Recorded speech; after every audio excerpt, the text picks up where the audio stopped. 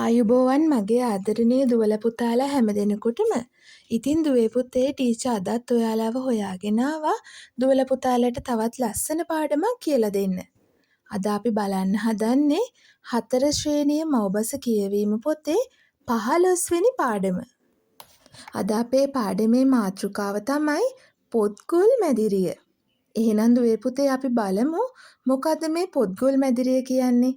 ඔන්න එහෙනම් දුවලා පුතාලා හැමෝම මාත් එක්ක පාඩමට එකතු වෙන්න ඕනේ. අපි එහෙනම් පටන් ගමු. සිසිර ඉසුඹුවට පසු සිසුහු පාසල වෙත පැමිණියහ. විස්මිත දෙයක් දක්නට ලැබී ඔවුහු සතුටෙන් කෑ ගසන්නට වූහ. පන්ති කාමර මැදිරි පෙළට විරුද්ධ පැත්තෙන් රැස්වීම් හල අසල මල් පාත්ති පසුපස නව මැදිරිය නැගී සිටියේය. ඔවුන් නොසිටි දිනවල එය පොත්ගුලක් බවට පෙරළී තිබිණ. සියලුම දෙනා ගරු කළ හැම වැඩක්ම කිරීමට සමත් මුරකරු වූ රියෝචං බොහෝ වෙහෙස මහන්සි වී වැඩ කර තිබිණි. පොත්‍රාක්ක විශාල ගණනක් සවිකොට සියලුම වර්ගවල වර්ණවත් පොත් පේලිවලින් ඒවා පුරවා තිබිණ. හිඳගෙන කියවීම සඳහා පුටු සහ මේස තබා තිබිණි. මේ ඔයාලගේ පොත්ගුල මුල් ගුරුතුමා කීවේය. මේ ඕනෑම පොතක් ඕනෑම අයෙකුට කියවන්න පුළුවන්. සමහර පොත් සමහර පන්තිවලට වෙන් කර ඇතැයි බය වෙන්න ඕන නෑ. ඔයාලා කැමති ඕනෑම වෙලාවක මෙහි එන්න පුළුවන්. පොතක් ලබාගෙන ගෙදර යන්න ඕනෑ නම් ඒකටත් අවසර තියෙනවා. හැබැයි කියවා අවසන් වූ හැටියේම ඒක ආපසු ගෙනවිත් බාර දෙන්න ඕනෑ. ඔයාලගේ ගෙවල් වලත් පොත් ඇති. ඒවා කියවන්න අනෙක් අයත් ආසයි. ඒ නිසා ඔයාලා ළඟ තියෙන පොතුත් මෙහෙ ගෙන එන්න.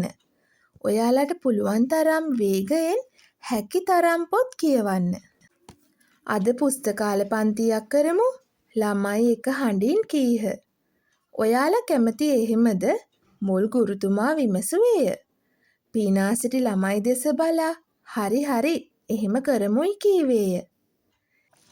එවිට ටොමෝවේ සිසු කැලතම 50 දෙනාම පොත්ගුල් මැදිරිය තුල රොක් වූහ. තම තමන් කැමති පොත් රැගෙන ඔවුහු හිඳ ගැනීමට පොර කෑහ. එහෙත් අඩකට වඩා ආසන නොවීය. අසුන් නොලද්දෝ සිටගෙන උන්හ. එය හරියටම මගින් සිටගෙන පොත් කියවන තදබද තුම්රිය මැදිරියක් වැනි විය. එය පියකරු දසුනක් වූවේය. සිසුහු බොහෝසේ පිනා ගියහ. ටොන්ටෝචන්ට තාමත් හොඳින් කියවීමට අපහසු නිසා ඇය පින්තූර සහිත රසවත් යයි පෙනී ගිය පොතක් ගත්තාය. හැම සිසුවෙකුම අතෙහි පොත ඇතිව පිටු පෙරලන්නට වූ විට හදිසියේම මැදිරිය නිහඬ විය. එහෙත් බොහෝ වේලාවකට නොවේ. හඬ රැසක් නිහඬතාවයේ බින්දේය. සමහරුන්ට පොත් මාරු කර ගැනීමට අවශ්‍ය විය. මැදිරිය සිනාවෙන් පිරී ගියේය. ගයනා සිතුවම නැමැති පොතක් කියවීම ඇරඹූ සිසුවෙක් කිංකිණි නාදයෙන් ගීයක් ගයන්නට විය. වට එකක් සහතිතක් වට එකක් සහතිතක් නාසයට සිව්විරක් වට එකක් සහතිතක් කෙස් තුනක් හහහා කෙස් තුනක් ඇසිපියක සැනින් එයි තරබාරුලිය හිසක්. කුඩා වට තුන විශාල වටයකින් වට කළ යුතු වූ අතර අඩ වට තුනක් ඇසිපිය හෙළන සැනින් ඇඳිය යුතු විය. සියල්ල නිවැරදිව කළ හැකි වී නම් කාන්තාවකගේ පැරණි කොණ්ඩා මෝස්තරයක් ලැබෙනු ඇත. හරි පුදුම ඉස්කෝලේ. ටෙට්සුකෝ කුරොයානගේ පරිවර්තනය ලීලානන්ද ගමාච්චි. ඔන්න දුවේ පුතේ ඔහොම තමයි අපේ පොත්ගුල් මැදිරියේ ලස්සන කතාව ඉවරුනේ. ඉතින් දුවේ පුතේ ඔයාලත් මේ පාඩමට ආසයිද? මම නම් ගොඩාක් ආස හිතුණා. ඔයාලට පුළුවන් මේ හරි පුදුම ඉස්කෝලේ කියන පොත හොයාගෙන කියවන්න. ඒක හරිම රසවත් පොතක්. බලන්නකො කියවලා.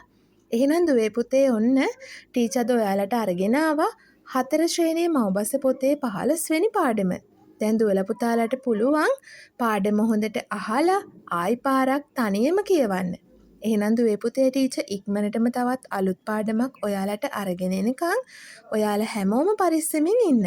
එහෙනම් දුවලා පුතාලා හැමෝටම ආයුබෝවන්